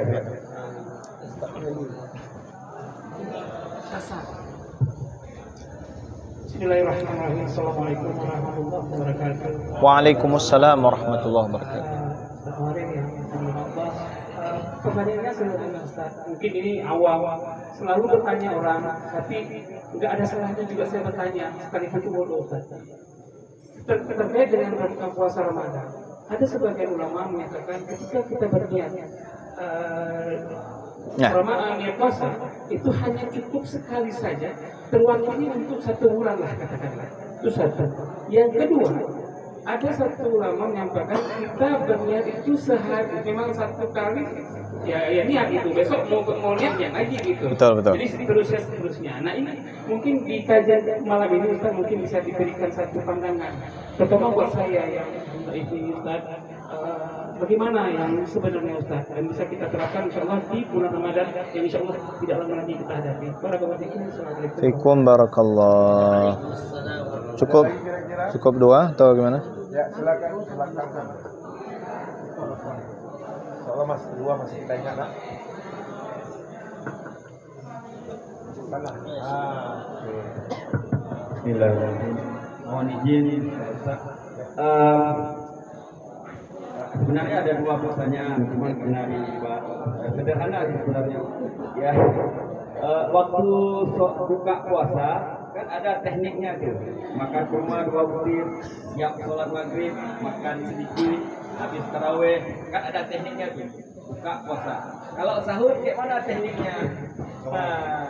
Kan saya sahurnya khususnya walaupun udah berapa tahun puasa, kadang-kadang ketiduran, malas, nah gitu-gitulah. Mungkin ada cara untuk sahur supaya seperti buka puasa tadi. Itu yang pertama, Pak Ustaz. Mohon izin satu lagi, karena saya nggak selalu di sini. Satu lagi, Pak Ustaz, bagaimana caranya di dalam bulan Ramadan ini, bagaimana caranya bisa meningkatkan rasa kasih sayang saya kepada saudara, kepada teman-teman. Nah, bagaimana meningkatkan rasa kasih sayang, empati, sehingga bisa saling benar-benar bersilaturahmi. Terima kasih. Wassalamualaikum warahmatullahi wabarakatuh. Ya, cukup. Ya, terima kasih. Pertama tadi kira-kira dosa atau kayak mana itu? Sedang duduk-duduk. Saya lagi puasa. Puasa. Terus Bang ini tadi pertanyaannya apa namanya? Niat. Masalah niat ini kayak mana yang pasnya gitu. Ya. Terus Abang tadi masalah tekniknya tuh kayak mana? Ya. Antara sahur dan buka puasa dan juga apa tadi itu lagi Bang? Ya. Teknik tadi buka sahur dan kemudian bagaimana melahirkan rahmah, kasih sayang tadi, insyaallah. Aqulu wallahu ta'ala a'lam. Allah lebih tahu, Allah subhanahu wa ta'ala maha mengetahui yang mana ilmu dari Allah subhanahu wa ta'ala itu yang dicipratkan kepada kita semuanya. Yang pertama tadi pertanyaan tentang ya mengungkapkan bahwasanya saya sedang berpuasa bagi terhadap kawan-kawan, rekan mungkin yang mengajak untuk kenduri, mengajak untuk ngopi dan sebagainya. Maka mengatakan saya berpuasa itu bukan sesuatu yang dilarang. Karena Nabi SAW itu di dalam sebuah hadis yang secara makna kami sampaikan bahwasanya ini konteksnya konteks lain. Kalau ada orang-orang yang ternyata memprovokasi kita, mengancam kita, mengajak kita berantem saat kita berpuasa atau di dalam bulan Ramadan bahkan. Jadi dalam artian ya kita apakah harus meladenin, harus kita juga berantem atau bagaimana, atau mau adu-adu mulut ya, berkata-kata dengan kata-kata yang juga provokasi atau lawan menantang kembali, maka Rasulullah mengatakan falyaqul inni shaim. I am fasting. Saya sedang puasa. Lun puasa. Saya sedang berpuasa. Jadi bukan masalah. Apalagi kalau sekadar mengatakan kepada orang yang mengajak kita, misalnya saya berpuasa, tidak jadi persoalan. Karena kenapa? Ini mohon maaf, keyakinan kami lah. Puasa itu adalah hubungan antara hamba itu dengan Allah Subhanahu wa taala. Langsung, enggak ada libat manusia di situ. Maka dikatakan fa innahu li wa ana ajzi bihi. Puasa itu milik Allah. Jadi kalau kita berpuasa itu memang lillahi ta'ala itu. Coba ada bagaimana cara manusia bisa mengintervensi ya seseorang yang sedang berpuasa itu. Puasanya seseorang enggak bisa. Karena puasa itu antara seorang hamba dengan Allah Subhanahu wa taala. Maka riya itu kira-kira bisa masuk enggak dalam kita berpuasa itu? Riya. Karena tadi kita katakan puasa antara hamba dengan Allah, enggak ada hubungan sama manusia. Balasan langsung dari Allah. Enggak usah tanya itu. Kalau udah Allah yang balas, enggak usah tanya berapa jumlah balasannya. Enggak disebut. Di antara amal yang memang jarang sekali, ya. Kalau rata-rata amal itu ada nanti rewardnya jelas, berapa persen, berapa poinnya itu dapat tuh. Tapi kalau puasa nggak disebut tuh. Karena kenapa? Langsung Allah yang membalas. Jadi dalam hal ini kalau kita mengatakan saya berpuasa tidak jadi persoalan. Alhamdulillah Bapak bisa istiqomah, doakan kami juga bisa istiqomah seperti Bapak. Senin Kamis, indah sekali itu. Ya. Melakukan puasa Senin dan Kamis, puasa sunnah. Ada Ayyamul Bid, ya, ada 6 hari di bulan Syawal, ada Ayyamul Bid, ada Ayyamus Sud. Karena nanti ada hadis Nabi secara umum, yang penting setiap bulan berpuasa 3 hari. Ayyamul Bid itu waktu rembulan sedang terang-terangnya, 13, 14, 15. Kalau Ayyamus Sud 27, 28, 29 di akhir bulan. Itu dalam kitab fikih disebutkan hukumnya sunnah. Boleh, bagus untuk mengamalkan. Jadi wallahu taala alam, satu sudah lewat. Yang kedua tentang niat tadi. Kami pernah 6 tahun berada di lingkungan Malikiyah, mazhab Maliki, di negara matahari terbenam. Di mana matahari terbenam? Matahari terbit Jepang. Matahari terbenam A. Senegal, B. Rusia, C. Amerika, D. Maroko. Ya sudah tahu. Siapa yang juara 4 Piala Dunia tahun kemarin itu? Maroko. Yang kemarin runner up Piala Afrika? Maroko. Maroko. Agak update sedikit. Nah, jadi di Maroko itu mazhabnya mazhab Maliki. Di sebuah kaul pendapat di dalam mazhab Maliki, dan ini kami kebetulan dengan sahabat-sahabat di sana seperjuangan orang-orang Indonesia, PPI Perhimpunan Pelajar Indonesia, kami mengkaji ini bagaimana nih? Apakah puasa itu cukup dengan sekali niat saja? Jadi di malam pertama bulan Ramadan, misalnya ini malam sudah 1 Ramadan. Jadi malam ini kita berniat dan niat itu di malam. Jadi ini kita kukuhkan puasa wajib niatnya di tabyitun niyah, dimalamkan niat itu. Jadi ada tabyitun niyah, memalamkan niat. Ta'yinun niyah, kita ta'yinkan, jelaskan. Ini puasa apa? Puasa Asyura, puasa Ramadan, atau puasa apa? Nah, itu ta'yin. Nah, jadi kembali lagi ada tabyitun niyah. Niat puasa wajib tetap malam hari. Kalau puasa sunat, kayak tadi misalnya, nah, dia misalnya awalnya nggak ada niat, tapi jam 7 dia belum makan apa-apa. Jangan udah makan tiba-tiba puasa gitu kan. Nah, belum makan dan dia tiba-tiba dia berniat, dibolehkan. Silakan lanjut puasanya sampai terbenam matahari. Itu puasa sunat. Tapi kalau puasa wajib apa aja? Puasa nazar, ya, puasa apalagi puasa Ramadan terutama. Kita bicara tentang puasa Ramadan, maka itu tabyit, dimalamkan niatnya. Kemudian apalagi kita katakan? Apakah cukup dengan sekali atau harus setiap malam? Maka kalau pendapat satu kaul di dalam mazhab Maliki, boleh 1 malam pertama untuk sebulan penuh. Bisa. Tapi nanti kalau kita mengamalkan itu, kalau di lafaz niat, sematkan sedikit. Taklidan lil Malikiyah. Bertaklid kepada mazhab Malik. Oke. Itu adab kita dalam bermazhab seperti itu. Apakah boleh taklid di dalam fikih? Memang kita taklid, semuanya kita taklid sekarang. Yang enggak taklid itu siapa? Ulama mujtahid. Apakah kita ada di antara kita di sini ulama mujtahid? Ada? Tokoh-tokoh ulama seperti Imam Nawawi misalnya, Ibnu Hajar Al-Asqalani, Ibnu Hajar Al-Haytami tetap menisbatkan kepada mazhab Syafi'i. Jadi siapalah kita kalau dibanding dengan mereka? Maka ada taklid. Taklid itu mengikuti. Nanti ada muncul istilah baru ittiba.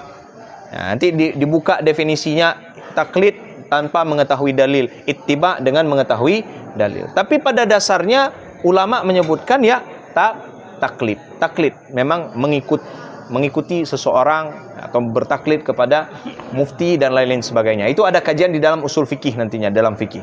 Nah, maka niat di awal malam boleh tidak? Boleh. Kalau ikut tadi mazhab Maliki. Tapi jadi persoalan, kan kita ya kadang nanti hari kelimanya udah musafir. Musafir dalam artian mengambil rukhsah yang hari itu tidak puasa, atau sakit, atau wanita tiba-tiba udah haid, atau tiba-tiba sudah melahirkan dan sebagainya. Maka akan menjadi masalah apabila hanya sekali di awal malam. Nah, tapi nanti bisa diniatkan kembali pada waktu dia sudah mulai aktif lagi berpuasa di dalam bulan Ramadan itu, meskipun ada jeda nantinya. Nah, makanya keluar daripada, kan jadi, seperti itu kan jadi ribet, jadi bingung kita. Maka tetap kalau kami sebagai pengamal juga daripada mazhab Syafi'i, mengajak kepada jamaah sekalian, tiap malam kita berniat. Tiap malam kita berpertanyaan, kayak mana niatnya Ustaz? Gimana niat itu? Niat itu di dalam hati.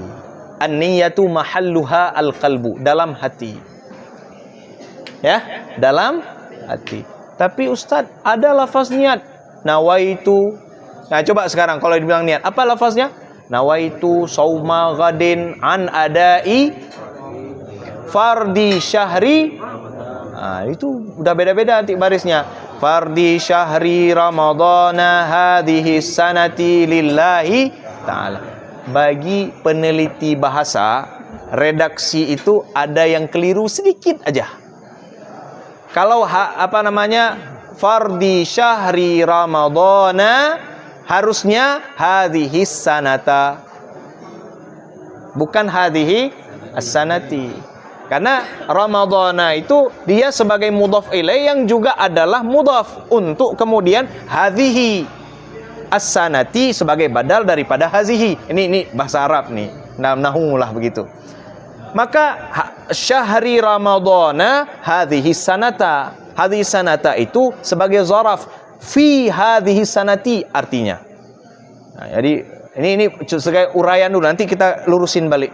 Atau fardi syahri ramadhani hadhihi sanati.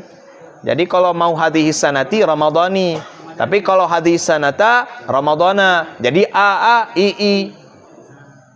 Nah, itu apa namanya? Itu tarkib idhofi namanya itu. Mudhaf ilaih itu. Mudhaf ilaih. Mudhaf ilaih kemudian jadi mudhaf untuk mudhaf ilaih. Mudhaf ilaih jadi mudhaf lagi untuk mudhaf ilaih. Nah, itu dalam nahwu. Nah, jadi di dalam sebuah kitab seingat kami Takrirat Sadidah, seingat kami, disebutkan ada lafaz yang mungkin kita lebih enak. Nawaitu sauma ghadin an adai fardi syahri ramadhana li hadhihi sanati, tambah li hadhihi sanati lillahi ta'ala. Nah, itu lafaz. Kenapa harus ada lafaz? Emang boleh talafuz bin niyah? Katanya lafaz itu dalam hati. Maka jawabannya talafuz, kita melafazkan niat, mengokohkan, menguatkan hati. Enggak semua hati kita itu tetap ada was-was, tadi yang kita katakan. Maka bagus kita bertalafuz. Nah, ada bahkan nanti ada orang yang mungkin nggak ngerti, dia lafaz niat aja nggak tahu, dibaca rame-rame nawaitu sauma ghadin sampai lillahi ta'ala. Nah, jadi apa tausiahnya tadi, tetap kita tiap malam berniat. Nah, tiap malam. Enaknya apa? Waktu buka puasa langsung niat turun untuk besok. Dah. Jadi Allah Ta'ala alam. Atau pernah kami juga berdiskusi dengan kawan, dua-duanya kita ambil. Jadi waktu malam pertama, niat puasa untuk sebulan penuh, taklid kepada mazhab Maliki, dan juga tetap tabiyutun niyah untuk besok pagi puasa mengikuti mazhab Syafi'i. Dua-dua jalan. Ini yang lebih enak, dua-dua jalan. Kalaulah nanti ternyata ada yang lupa niat di satu hari, gara-gara kita bertaklid kepada Imam Malik, puasa kita tetap sah. Maksudnya, paham? Nah, itu Allah Ta'ala, ini untuk satu. Kemudian tadi apalah tentang betul jam 11 nih, tenang aja. Gimana tekniknya antara apakah sahur ada juga? Kalau belum. Oh, teknik makan ya. Puasa kan ada keutamaannya. Makan kurma. Ini versi siapa ini? Sebenarnya saya pernah ikut mazhab orang Maroko. Orang Maroko itu tiap malam pernah kami tulis di dalam sebuah tulisan tahun 2012. Itu di share apa di website Hidayatullah atau apa. Pernah kami tulis. Ya, pernah kami tulis. Jadi tarawih 1 juz makan 4 kali, ya itu kami tulis. Atau cobalah cari itu di Google, keluar tuh tulisan tentang itu. Orang Maroko tarawih 1 malam 1 juz dan mereka makannya 4 kali. Pegoh. Apa 4 kali itu? Pertama waktu buka puasa segelas susu, kurma-kurma, kemudian sholat maghrib berjamaah. Setelah sholat maghrib menjelang isya mereka makan sedikit berat. Sedikit berat itu maksudnya udah ada roti di situ, udah ada sop harirahnya di situ, udah ada syubakiyah manis-manisannya di situ, udah ada tehnya. Ya, tehnya itu pakai daun min, asyai bin na'na namanya. Kalau orang tuh sebut acai bin na'na. Jadi syai teh ada daun min. Daun minnya bukan 1 lembar, penuh gelas ditaruh. Ya, cobalah rasa itu, nikmat sekali itu. Kami memang suka. Udah, kemudian sholat isya, tarawih atau nanti witir. Nah, mulai jam 11 mereka sudah mulai duduk di hidangan makan. Jam 12 makan besar. Daging, ayam, makan berat jam 12. Kemudian jam 3 karena di sana subuhnya jam 3:30.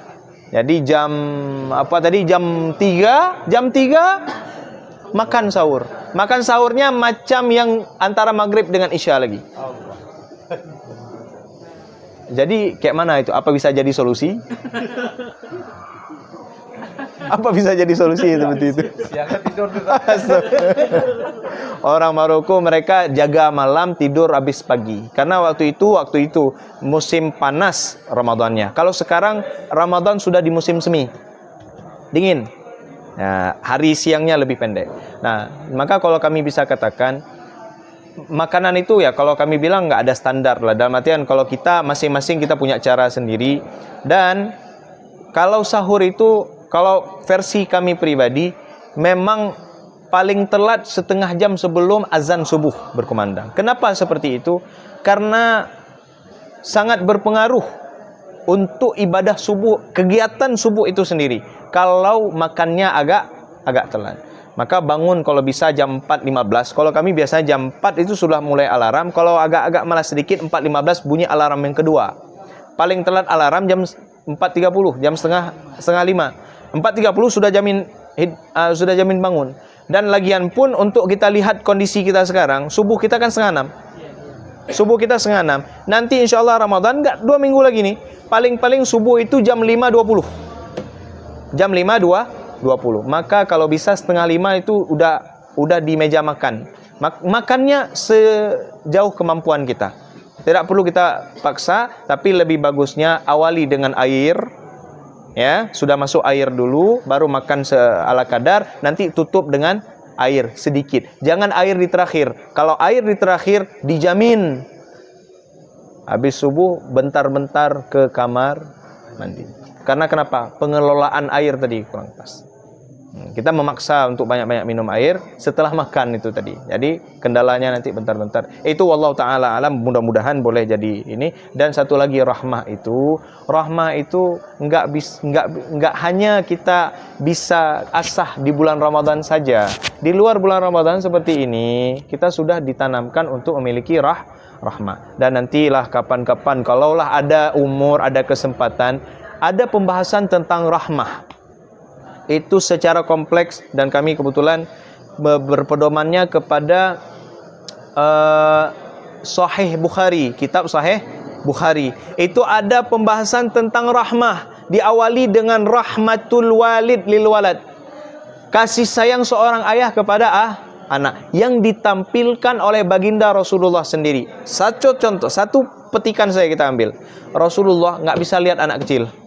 Kalau udah ada lihat anak kecil, ditimang, dipangku, dicium-cium anak kecil. Sampai ditanya oleh orang-orang Badui itu, Kamu cium anak kecil, anak saya, 10 anak saya itu. Satu pun nggak pernah saya cium. Lalu kata Rasulullah SAW apa? Sebegitu kerasnya hatimu sampai kasih sayang sudah dicabut dari dalam hatimu. Maksudnya nggak ada secercah apa sepercik kasih sayang lagi sampai kamu anak nggak ada satu pun yang dicium. Padahal anak sendiri, anak kandung sendiri itu. Nah ini tentang rahmah. Kalau kami boleh mewasiatkan, mulailah rahmah itu dengan rumah tangga kita sendiri, atau di dalam rumah tempat kita tinggal sekarang. Ya nggak mesti orang yang sudah menikah, yang belum menikah pun ada rahmah di dalam rumahnya sendiri. Dimulai pada diri sendiri, dan kemudian baru nanti dengan orang-orang yang ada di sekitar. Udah waktu kenduri atau gimana? Ya Bapak, cukup. Boleh. Apa? Besok kan hari Minggu kan? Jam 11.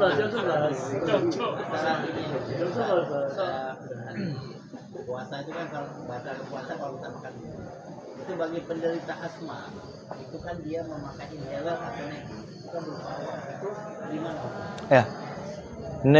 Asma ya. Nah, itu kita lihat dulu seperti ini. Batalnya puasa itu karena memasukkan sesuatu kepada, seingat kami, mohon maaf, ada 7 lubang. Ada 7 lubang. Ini pada dasarnya kita sampaikan dulu. Sampai nanti ada kajian kontemporer dan nanti bagaimana pendapat A dan B itu memang para ulama berselisih di situ. Pada dasarnya ada 7 lubang. Mohon maaf kami sampaikan, yang kalau masuk melebihi batasannya, ya, melebihi batas, memang sudah masuk ke dalam, itu otomatis puasa akan batal. Pertama, telinga kanan 1. Ya, kalau maaf nih, kalau kita punya cotton bud gitu ya. Kalau yang kira-kira itu masih jangkau dekat-dekat sini daun telinga, masih area sini, itu nggak batal. Tapi kalau sudah masuk kepada daerah yang kalau kelingking kita memang nggak masuk lagi, sudah masuk ke dalam air, mungkin 1 tetes masukin sampai ke dalam gitu. Nah, ini lubang yang bisa membatalkan puasa. Kanan 1, kiri 1, berarti udah 2. Kemudian 2 selanjutnya hidung. 1 sebelah kanan, 1 sebelah kiri. Yang itu kalau masih jangkauan yang depan-depan ini nggak jadi masalah. Tapi kalau sudah masuk ke dalam, kami pernah, ini baru-baru ini kami kurang sehat. Ya, sekitar 3 pekan yang lalu kurang sehat. Hidung ini ada namanya penyakit apa ya namanya? Lupa saya. Bukan sinus. Ada namanya. Agak keren namanya, cuman lupa namanya. Lupa namanya. Ada 6 huruf. Lupa saya namanya. Bukan polip. Polip 5. Jadi berdarah di hidung itu. Berdarah memang lagi ada bukan. Ada nama keren. Keren namanya. Waktu dibilang sama dokter itu, wah bagus namanya gitu. Jadi kalau kita bilang sama orang itu nggak hina kita dengan penyakit itu. Lupa namanya. Astagfirullahaladzim. Jadi disarankan untuk cuci hidung, bukan gurah. Kalau gurah udah sampai ke atas, ini cuci hidung. Pakai NaCl, pakai air sodium itu untuk bersih hidung. Nah, itu ada ternyata kami masukkan air perdana itu pakai pad itu, pakai suntik itu. Ternyata masukin ke sini, oh ternyata lewat, terasa air masuk ke sebelahnya. Dan kita tembak ke sebelah kiri, keluar sebelah kanan. Waktu kita keluarkan, lendir ingus itu keluar. Nah, akhirnya kami jadi tahu, oh ternyata yang kesitulah kalau yang masuk sesuatu jadi batal puasa kita. Nah, jadi udah 4 lubang. Yang kelima, lubang ini, mulut. Mulut yang batasannya adalah halak ini, kerongkongan. Kalau di mulut masih belum, kumur-kumur. Ya kan ada orang yang sikat gigi waktu duha kan, sikat gigi kan kumur-kumur. Orang wudu kumur-kumur boleh nggak? Tetap sunnah, madmadah tetap sunnah. Tapi kalau sudah terlalu banyak, kumurnya kok sampai 7 kali kan gitu ya. Ya, jadi kan ketahuan enggak ini ada yang kotor ya, padahal ternyata ya kadang ada di yang ketujuhnya agak masuk sedikit. Astagfirullahaladzim. Nah, jadi Kalau sudah melewati kerongkongan, maka itu lubang yang kelima. Dan lubang keenam dan ketujuh, mohon maaf, itu adalah kubul dan dubur. Kalau masuk dari salah satu. Nah, tadi nebul itu kemana masuknya? Hidung. Mulut juga bisa masuk. Maka di sini pertama pendapat ulama yang mengatakan kalau masuk lewat situ sesuatu maka jadi batal. Ada juga yang mengatakan karena itu bukan zat apa ya? Apa itu? Aslinya dia itu kan air ya. Kan kami juga pernah nebul, waktu sakit hidung itu juga pernah nebul.